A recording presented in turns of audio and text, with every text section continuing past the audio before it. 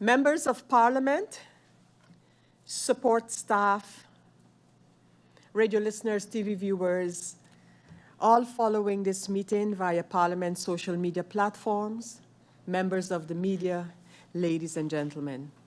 I welcome you to the Central Committee meeting of Parliament for today, Wednesday, October the 22nd of this year. At this time, I also want to give a special word of welcome to the Honorable Minister of Education, Culture, Youth and Sports, Minister Melissa Gomes, and her support staff here with us. We have established a quorum of 5 factions. I invite you to stand for a moment of silence.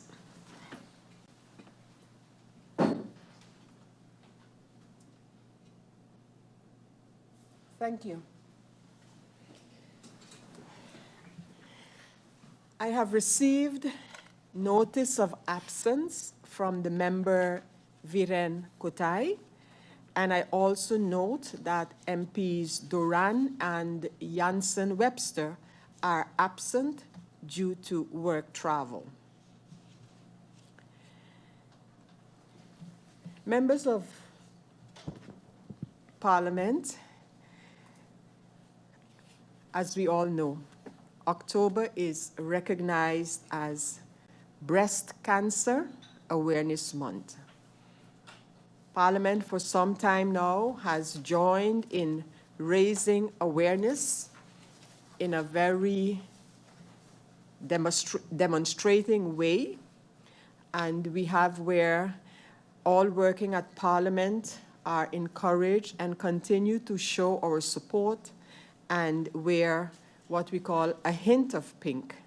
So that would be either pink attire or a pink ribbon every Friday throughout the month of October. Breast cancer is an illness that continues to affect and claim the lives of thousands of women each year. As Parliament continues in its awareness efforts, for today's meeting, we have invited a breast cancer survivor to share a little bit of her experience to Parliament and in doing so to the general public. I want to thank her for her courage because no one, no age, is safe from the claws of breast cancer.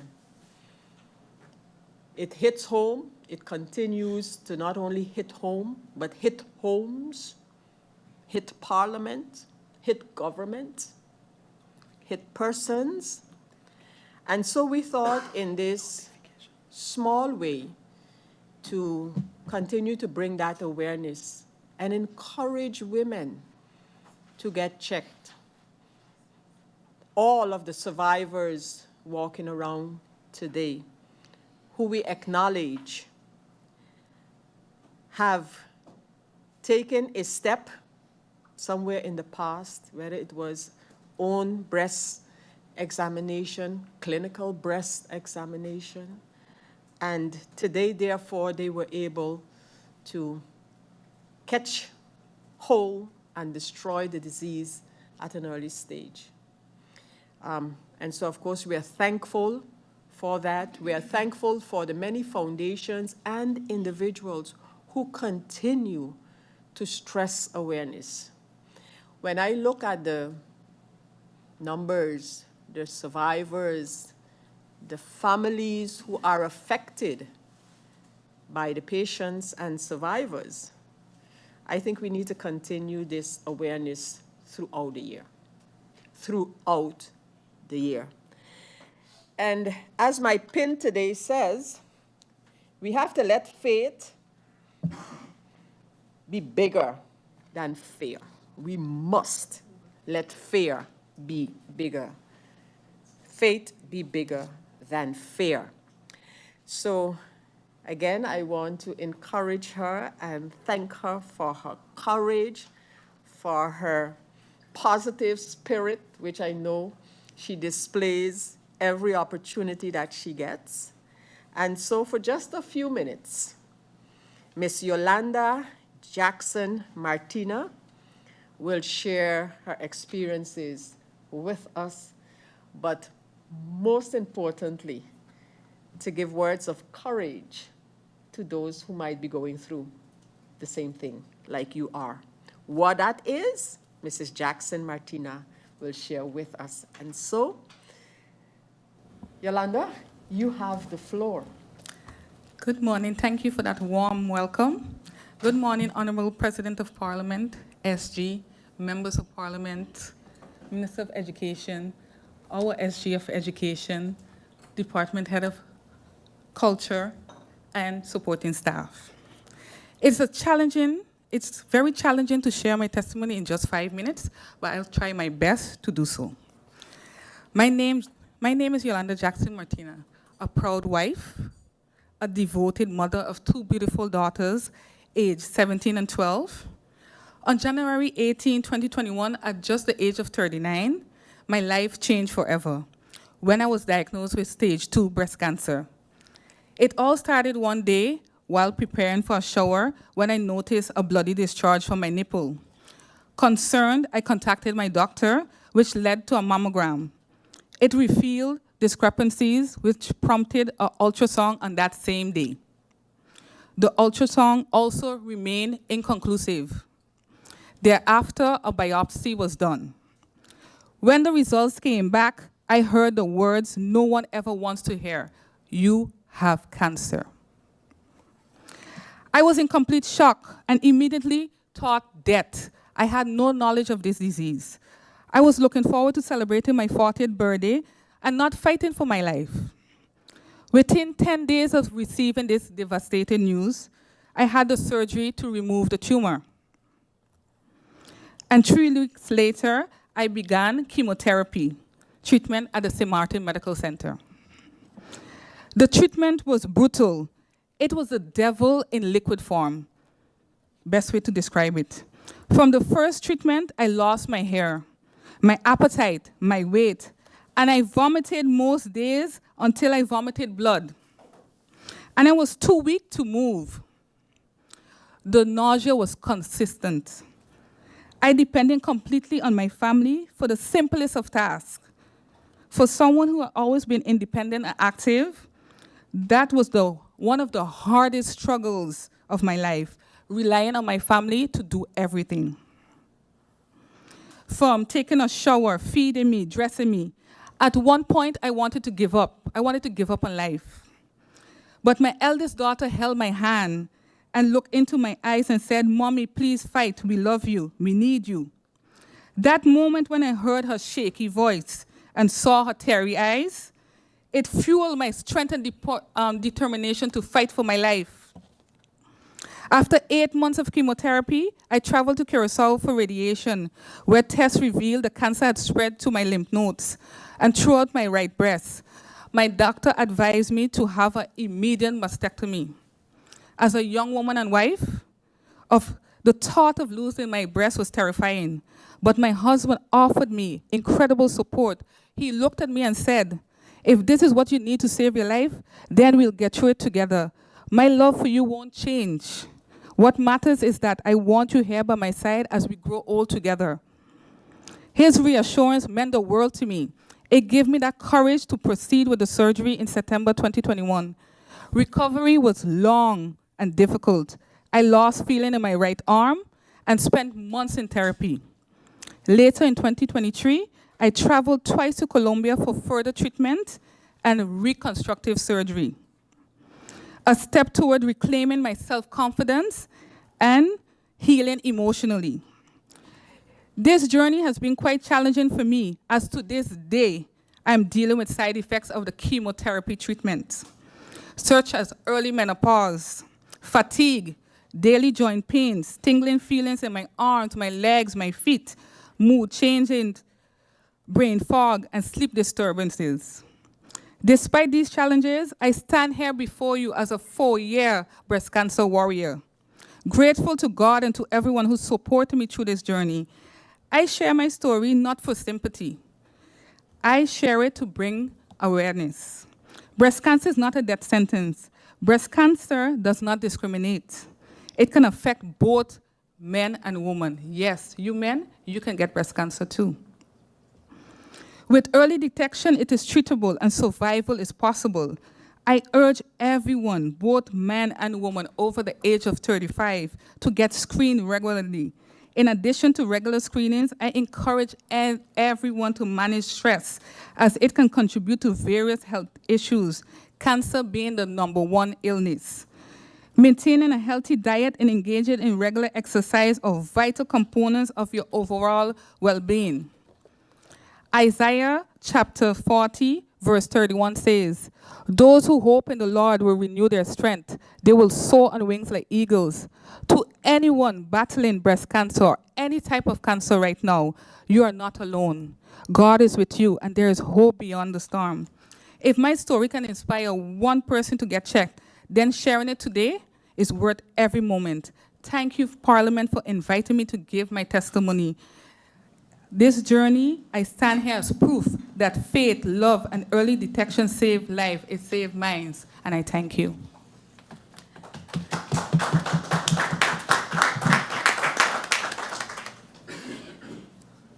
Yolanda, not only do I want to thank you for your presence here today and for the information shared with Parliament and the public of St. Martin, but for your courage and, as I said, your determination, your positive spirit, your encouragement to others. You stand as a role model to so many.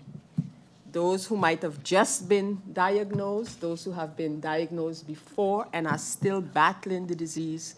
On behalf of the entire Parliament and the people of St. Martin, we thank you. I hereby adjourn this meeting for 5 minutes. Meeting adjourned.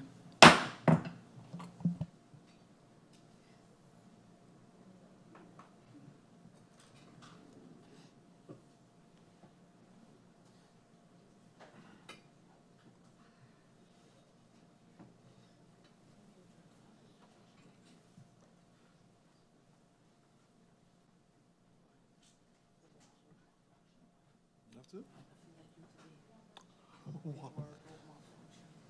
What? Oh. Hello, hello. You know your pose is like this, so it's gonna hide.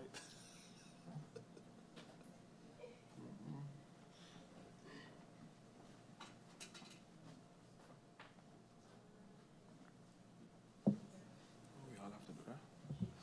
Oh. It's my leg roti.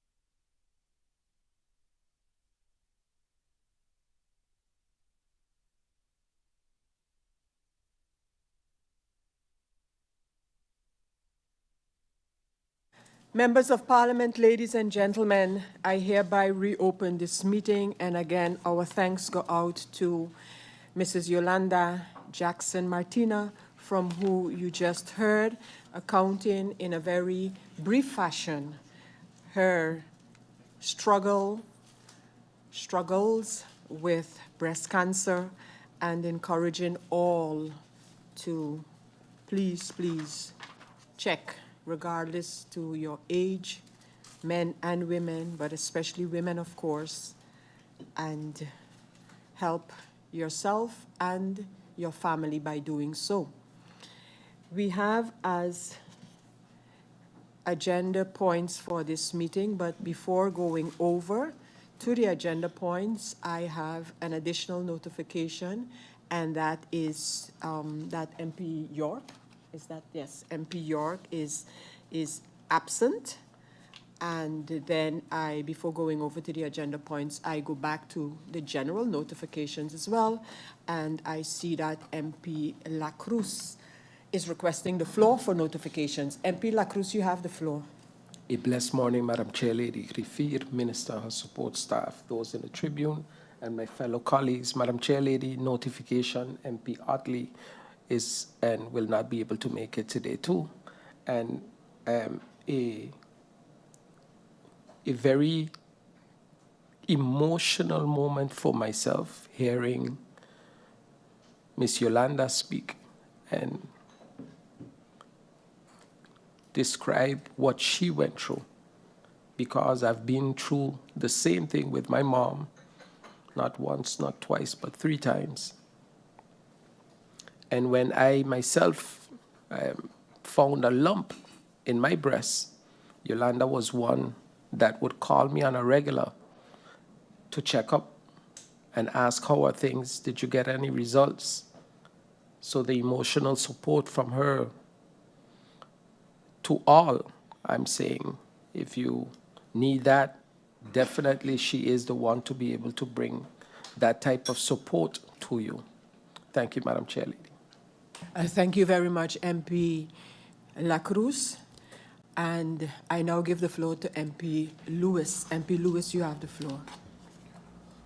Good morning, Madam Chair. Good morning to my colleagues. Good morning to the Minister and her support staff and those in the Tribune. Good morning, St. Martin. Madam Chair, with regards to Ms. Yolanda's speech as well, my reflection 10 years ago, this time, my aunt, my only aunt, I have 17 aunts, and she's the only one to pass away due to breast cancer. We discovered it 15 years ago, October, and she succumbed to it by December because it was already far gone.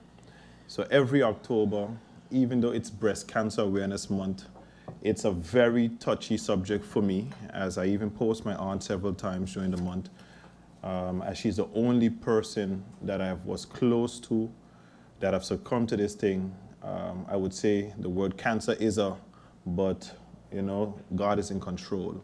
Those that survive it, I would like to tell them, you know, Godspeed, and those that are going through it right now, God's best wishes to you.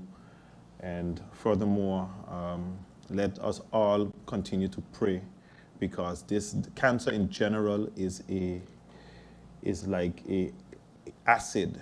It eats every single thing. I've seen other family members suffered from it. And yes, my heart goes out to everyone that are going through the cancer battle. Thank you, Madam Chair. Thank you, MP Lewis.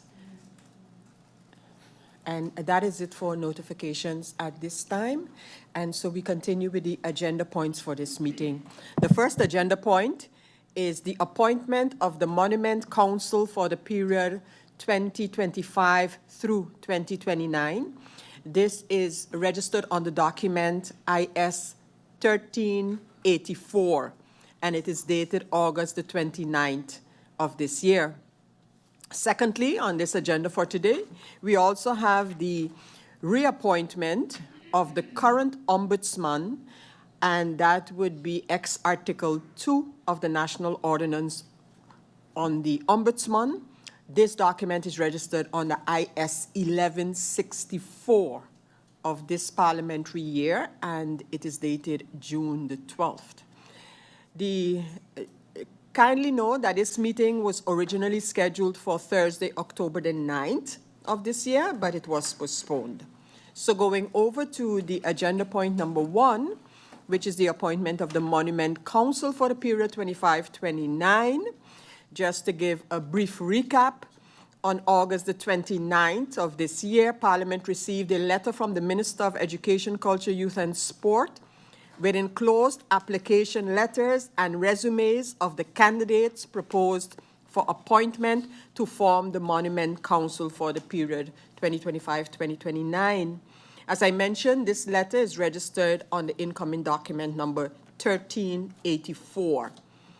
Based on Article 2 of de Landsbesluit Inrichting en Werkwijze van de Monumentenraad, AB 2013 GT number 47, the approval of the Parliament of St. Martin of the candidates is required based on aforementioned article, which states that the minister submits a proposal for the appointment of members of the council to the Parliament for approval. So at this time, I want to give the floor to the Minister of Education, Culture, Youth and Sport, Ms. Melissa Gums, for her opening remarks and presentation on the agenda point. Minister Gums, you have the floor. Thank you, Madam Chair Lady, and good morning to the honorable members of Parliament, yourself, the Griffier, and those joining us online. I'm joined today, Madam Chair Lady, by Secretary General Shamina Powell-Richardson, Department Head of Culture, Ms. Clara Reyes, Senior Policy Advisor, Daphne Thomas, and my Cabinet Policy Advisor, Mrs. Erin Ellis-Coram. Madam Chair Lady, as you mentioned, we're here to begin finalizing the appointment of new members of Council. This is the final step in a process that began with the resignation of the former Council members in February 2024, who tendered their resignation via letter to then Minister of Education, Culture, Youth and Sport, Mr. Ralph Samuel. Following the process, in May 2024, a call for applications was made via advertisement placed in media platforms by DCOM on behalf of the Department of Culture. And earlier this year, it was my pleasure to submit to the Parliament of St. Martin for final review and confirmation the proposed candidates. We have, as proposed as chairperson of the council, Mrs. Kadula Jones, Ms. Sherilyn, Ms. Alnisha Davis, Mr. Jean O'Nelly Blaze, Ms. Samira George, and Mr. David Richardson. The Monument Council for the Public's Elucidation is responsible for oversight into monuments that are private and publicly controlled, including the issuance of monument permits for rebuildings when the monument is in private hands. And with that, I do not have an official presentation because it's pretty much to the point, and I await any questions from the members of Parliament. Thank you, Madam Chair Lady. Thank you, Minister Gums. Members of Parliament, does anyone wish for the floor at this time? Anyone wish to speak or ask any questions for the Minister to further elaborate on her proposal, or it seems to be well understood and appreciated? So I want to thank you, members of Parliament, and that would then bring us to, there are no comments, so based on the presentation or the proposal of this agenda point, the advice of this committee will be drafted on this nomination as proposed by the Minister for the Monument Council. And as I mentioned, this is in accordance with the Landsbesluit Inrichting en Werkwijze van de Monumentenraad AB 2013 GT number 47. So this will be drafted, a brief report of this meeting, and then that can go to a public meeting of Parliament for approval.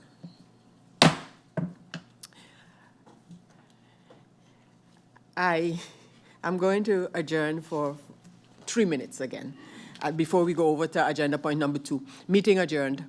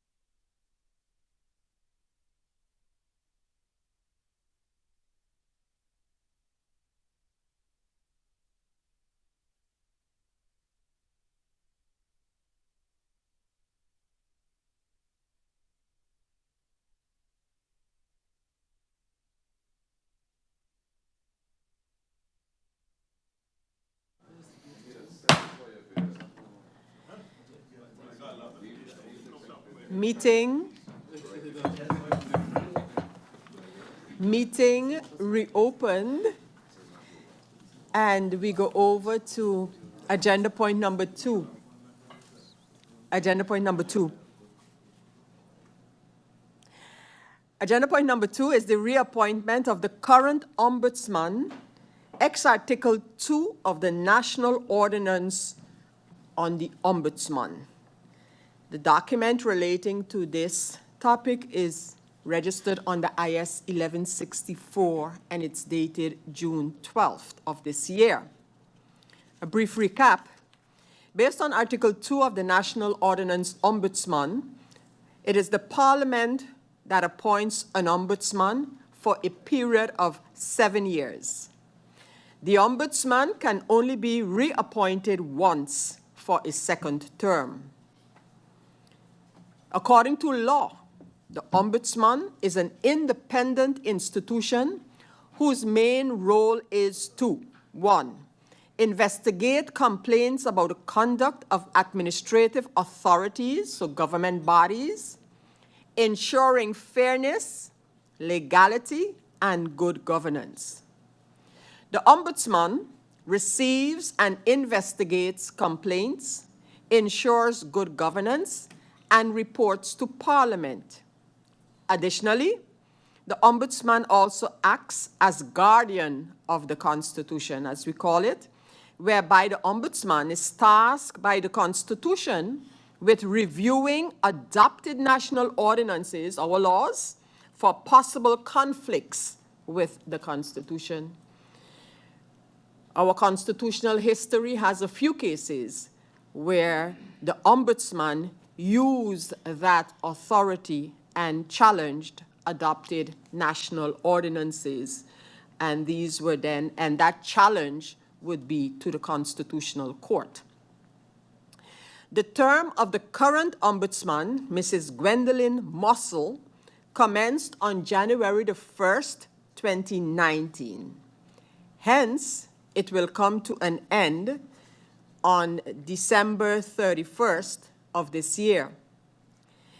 With the end of the first term of the current ombudsman in sight, by letter of June 12, 2025, Parliament was informed by Mrs. Mossel of her availability to continue serving the people of St. Martin for a consecutive term as ombudsman.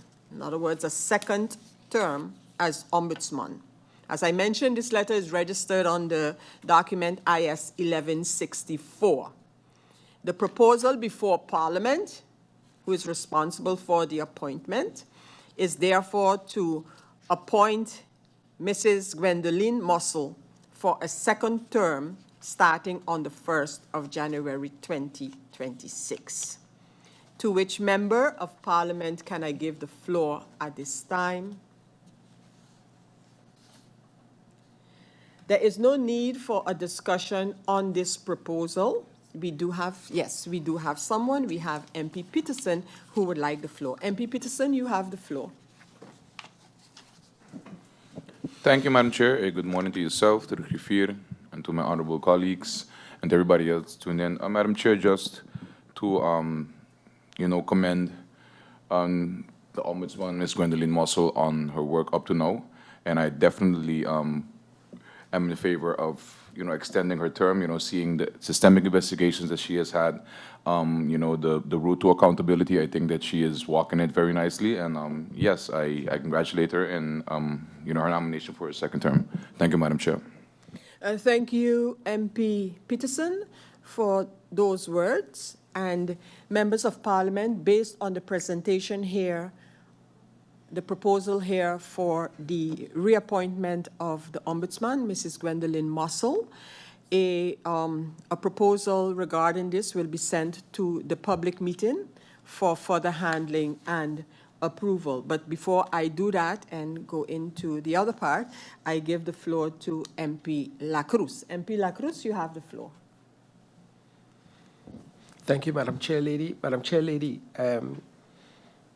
after reviewing the 2024 budget or the report from the Ombudsman, I'd like to make a short comment, and it is concerning the 136,422 guilders that were not spent, that were allocated to the Ombudsman. I hope that this would be in the budget amendment that is coming up now, that we see that it's not the same amount, and I'd like to see what government is planning to do with that amount, since there's been a lot of cry that there are no funds. Otherwise, I will bring a budget amendment to be able to put that to use. Thank you, Madam Chair Lady. Thank you, MP La Cruz, for that note. What we usually do with these reports is that the Ombudsman will be invited to present on the report, and then maybe we can get some further insight into the budget allocation and use. So, but thank you for raising the point. As I mentioned, the annual reports of the Ombudsman, which is a requirement that needs to be submitted to Parliament, and the discussion on that one is yet to take place in Parliament. So thank you for that note, MP La Cruz. So, ladies and gentlemen, with those brief comments, a report will be made of this meeting so that this matter can then go to the public meeting of Parliament for further handling and approval. I thank you for your participation in this meeting, and thus, members of Parliament, ladies and gentlemen, we have come to the end of this Central Committee meeting of Parliament. Again, I thank you for your participation, and I hereby close this meeting. Meeting closed.